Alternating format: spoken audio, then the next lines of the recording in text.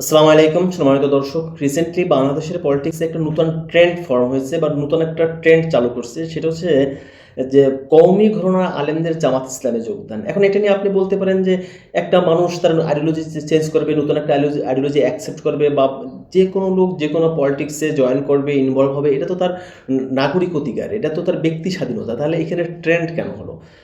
Trend হওয়ার বেশ কিছু কারণ আছে। কারণগুলো বলি, আশা করি শুনবেন। এর আগেও জামাত ইসলামে কওমি আলেম আছে, এটা অস্বীকার করছি না, কিন্তু তাদের ক্ষেত্রে এবার যেটা পার্থক্য, তারা হচ্ছে ওই সমস্ত আলেম যারা ছিলেন তারা ছাত্র শিবির করার মাধ্যমে জামাত ইসলামে জয়েন করেছে। সরাসরি কোনো আলেম জামাত ইসলামে জয়েন করছে সেই ঘটনাটা এবারই প্রথম ঘটেছে। আর এই ঘটনার প্রথম যিনি অগ্রভাগে থাকবে, যা সবার আগে যে ট্রেন্ডটা চালু করেছে, উনি হচ্ছে ইউসুফ মাহমুদি মুফতি। তো উনি বাংলাদেশের ওই ধরনের কোনো ফেমাস আলেম বা ফেমাস কোনো বক্তা না, কিন্তু ইসলামিক অ্যাক্টিভিস্ট হিসাবে খুব জনপ্রিয় ছিল। উনি কওমিদের পক্ষে এবং জামাত মৌদুদিবাদের বিরুদ্ধে প্রচুর কথা বলতেন, প্রচুর কন্টেন্ট ক্রিয়েট করতেন। হঠাৎ একদিন দেখলাম যে নির্বাচনের আগে উনি জামাত ইসলামে জয়েন করলেন। আবার ন্যাশনালি যদি বলেন যে সব বাংলাদেশের সারা আনাচে কানাচে সব জায়গায় মোটামুটি পরিচিত বা জানাশোনা, এরকম যদি কেউ হয় তাহলে আলী হাসান মোহাম্মদ মুজাহিদের ঘটনা আছে। সরি, আলী হাসান ওসামা, আলী হাসান ওসামার ঘটনা আছে। তো এইভাবে লেগে যায়। এখন দেখেন এই যে কনসিকুয়েন্স, এই জয়েন্টের সেই কনসিকুয়েন্সগুলো দেখেন। জামাত না এই ব্যাপারটাকে খুব সেলিব্রেট করতেছে, মানে এমনভাবে সেলিব্রেট করতেছে যে মনে হচ্ছে অন্য কোনো দলের শীর্ষস্থানীয় এমপি, মন্ত্রী বা প্রেসিডিয়াম সদস্য, সভাপতি, সেক্রেটারি তাদের দলে জয়েন করেছে, এরকম একটা ভাবসাব তারা দেখাচ্ছে। আবার কমিয়ালারা এটা প্রতিক্রিয়ায় এমনভাবে দেখাচ্ছে যে আপনি ধরেন কোনো সাধারণত উদাহরণস্বরূপ বলি, কোনো মুসলিম পরিবারের একজন ছেলে একটা হিন্দু মেয়েকে বিয়ে করার জন্য সে ধর্ম ত্যাগ করে ওই হিন্দু হয়ে গেছে, তখন ওই ফ্যামিলির যেভাবে প্রতিক্রিয়া দেখায়, ওই ছেলের ক্ষেত্রে জাস্ট আলেমদের কওমি যে আলেমরা জামাতে জয়েন করছে এদের ব্যাপারে এই ধরনের একটা আর কি মানে প্রতিক্রিয়া দেখাচ্ছে। এখন ধরুন কওমি আলেমরা যেটা বলতেছে যে এই যারা জয়েন করছে এরা আসলে ওই ধরনের কোনো বড় আলেম না। বাস্তবে আমি যেটা দেখলাম যে আসলে যাদেরকে নিয়ে রিসেন্টলি সংবাদ সম্মেলন বা মিডিয়ার সামনে খুব কভারেজ দিচ্ছে, এরা ওই ধরনের বড় কোনো আলেম না, এটা বাস্তব কথা। কিন্তু কথা হচ্ছে এইটা এখান থেকে তো ওখানে গেছে। আর কওমি আলেমরা বলতে চাচ্ছে যে জামাত ইসলাম যেহেতু মানে ওয়েলফেয়ার পলিটিক্স করে বা অনেক অনুদান দেয় বা অনেক হেল্প করে, তারাই টাকা পয়সার লোভে গেছে। জানি না এটা সত্য মিথ্যা কি, কিন্তু ব্যাপারটা আসলে একটা নতুন ট্রেন্ড। আবার কওমি বিকরণের যে আলেমরা গেল, তাদের যে সাক্ষাৎকার দেখলাম, তাদের যে বক্তব্যগুলো শুনলাম, তারা মানে কওমিয়ারাদেরকে খুব ধুয়ে দিচ্ছে। পাশাপাশি জামাত ইসলামকে আলিয়া ভিত্তিক দল বা আলিয়া মাদ্রাসার অনেক আলেমদের প্রশংসা করতেছে, আলিয়া মাদ্রাসার পলিটিক্যাল অ্যাক্টিভিজমের খুব প্রশংসা করতেছে, ব্যাপক।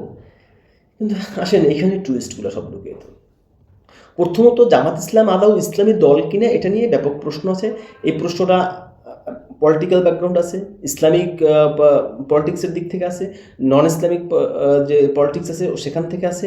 এটা মানে কওমি ঘরানার আলেমদের দিক থেকে আছে, এটা আহলে হাদিসের দিক থেকে আছে, এরা যারা আহলে সুন্নাত ওয়াল জামাত যে একটা গ্রুপ তাদের পক্ষ থেকে আছে, দরবার কেন্দ্রিক যে একমাত্র জামাত ইসলাম বাদে সকল দলের থেকে বা সকল গ্রুপ থেকে, সকল প্ল্যাটফর্ম থেকে এই প্রশ্নটা আছে যে জামাত ইসলাম আদৌ ইসলামী দল কিনা। আর এর ভাই এটা আমার বিতর্ক না, আর আমি এই বিতর্কে যাবো না, কিন্তু এই কোশ্চেনটা কিন্তু আছে। আপনাকে তো এই কোশ্চেনটা তো আপনি ফাই দিতে পারবেন না। এরপর যে প্রসঙ্গটা আসেন সেটা হচ্ছে যে জামাত ইসলাম যে আলিয়া আলেম ভিত্তিক দল, এই যে ব্যাপারটা প্রুভ করার জন্য কমি আলে আমরা খুব কথা বলতেছেন, যারা নব্য জামাতে যোগ দিয়েছেন। আমি একটা কথা বলি, জামাত ইসলাম আলিয়া আর কওমি না, জামাত ইসলাম আলেম ভিত্তিকই কোনো দল না, আলেম ডিপেন্ডেন্ট কোনো দল না। এটা হচ্ছে সবচেয়ে বড় কথা। এখন আপনি যদি একটু হিস্ট্রিক্যালি দেখেন, জামাত ইসলামে যেহেতু তারা বলতেছে তারা ইসলামিক দল, তো স্বাভাবিকভাবে নেতৃত্বে ইসলামিক ব্যাকগ্রাউন্ডের লোকজন থাকার কথা। বাস্তবে একমাত্র মানে মতিউর রহমান নিজামী ছাড়া জামাত ইসলামে এখন পর্যন্ত সভাপতি, সেক্রেটারি কোনো মাদ্রাসা শিক্ষিত ব্যাকগ্রাউন্ড থেকে আসেনি। এটা একেবারে প্রুফ। আর শীর্ষস্থানীয় বলতে আপনার সর্বোচ্চ মাওলানা দিলওয়ার হোসেন সাইদি, ওনার নিজের পার্সোনাল অ্যাচিভমেন্ট এবং পার্সোনাল মানে পারফরমেন্স অনুযায়ী নায়েবে আমির পদটা খুবই ছোট, যেটা হয় তাও দীর্ঘদিন রাজনীতি মানে করার পর।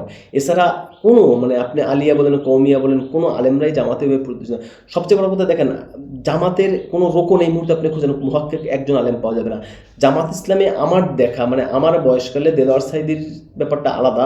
যদি কোনো মুহাক্কিক আলেম এবং জ্ঞানী এবং কি বলে কেতাবি কোনো আলেম থাকে, এর ভিতরে প্রয়াত ডক্টর লুৎফুর রহমান ছিলেন, বা এখন জামালউদ্দিন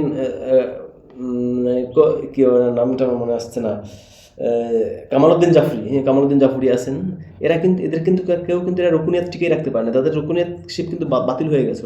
কারণ জামাত হচ্ছে কি, বাংলাদেশের রাজনীতি করতে গেলে, বিশেষ করে জোটের রাজনীতি করতে গেলে এবং ভোটের রাজনীতি দিতে গেলে আপনার কিছু না কিছু স্যাক্রিফাইস করতে হয়। আর জামাত সবসময় এই জায়গায় তাদের শরিয়াটাকে স্যাক্রিফাইস করে, তাদের নেতৃত্ব, তাদের আইডিওলজি, তাদের মৌদুদি, এই সমস্ত তারা একেবারে ইঞ্চি মাত্র স্যাক্রিফাইস করে না, তারা সবসময় শরিয়াতকেই স্যাক্রিফাইস করে। আর এই জন্যই জামাতে আপনি দেখেন ওই ধরনের কোনো মুহাক্কিক আলেম আপনি একজনও দেখাতে পারবেন না যারা ওরকম আছে।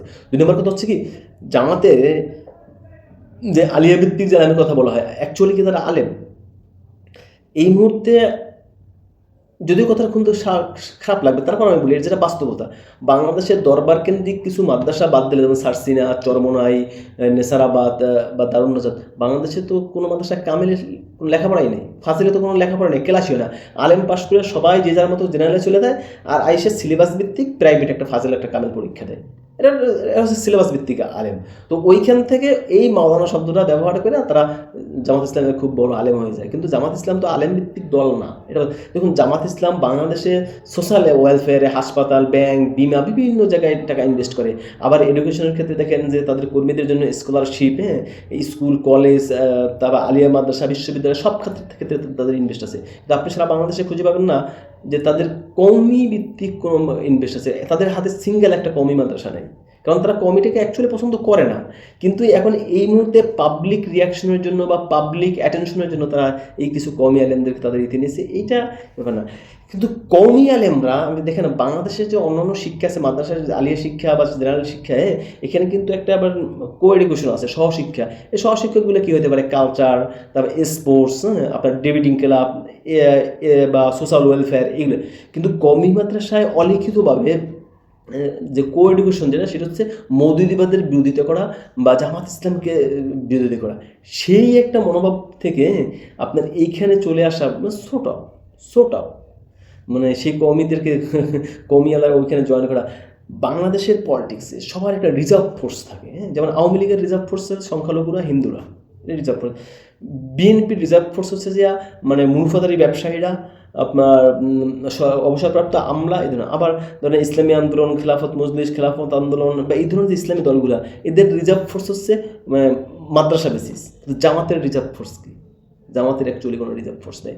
জামাতের রিজার্ভ ফোর্স হচ্ছে তাদের অ্যাক্টিভিজম, তাদের স্কলারশিপ। তো সেইখানে এই সমস্ত সব কিছু মিলাইয়া জামাতে কওমি আলেমদের যোগদান করা। হ্যাঁ, আমি আবার বলছি, এরা কেউ ওইভাবে প্রথম শ্রেণীর আলেম না বা ভালো কোনো মুহাক্কিক আলেম না বা তাদের কোনো পরিচিত আছে তাও না, কিন্তু এদেরকে আলেম হিসেবে জামাত ইসলাম উপস্থাপন করতে আছে। কিন্তু ব্যাপারটা হচ্ছে, এতে কি লাভ হবে? জামাত একজন হিন্দু প্রার্থীকে নমিনেশন দিয়েছিল, তাতে কি জামাতের কি মানে ওই তাদের গায়ে যে একটা কালিমা আছে এটা মুছে গেছে? বা হিন্দু প্রার্থীকে জয়ী হয়ে আসতে পারছে?